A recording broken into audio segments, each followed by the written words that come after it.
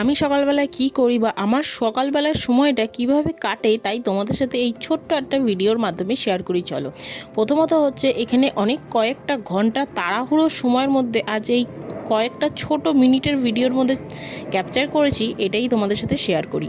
প্রথমত হচ্ছে সকালবেলা এতটা তাড়াহুড়োর মধ্যে চলে যে কোনো রকমভাবে ভিডিও করার সুযোগ হয়ে ওঠে না, তাও আজকে করলাম যেহেতু সকালবেলার কীরমভাবে তাড়াহুড়ো হয় সেটাই। আর প্রথমত হচ্ছে কি, আমাদের বাড়িতে তো সবাই আমরা প্রথমে সকালবেলা রুটি খাই টিফিনে, সেই জন্য সকালবেলা যে কোনো না কোনো একটা সবজি করতে হয় আমাদের।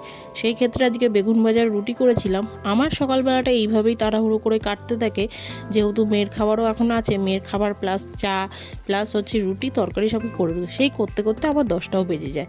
তারপর 10টা সাড়ে 10টার মধ্যে খেতে দিতে হয়, সেই খেতে দিয়ে তারপর আমি নিজে টিফিন খেয়ে আবার দুপুরে রান্না বসিয়ে ফেলি। তোমাদের সকালবেলাটা কেমনভাবে কাটে তাই তোমরা কিন্তু কমেন্ট করে জানাতেই পারো আমাকে। ভালো থেকো, সুস্থ থেকো, আবার অন্য ভিডিও দেখা।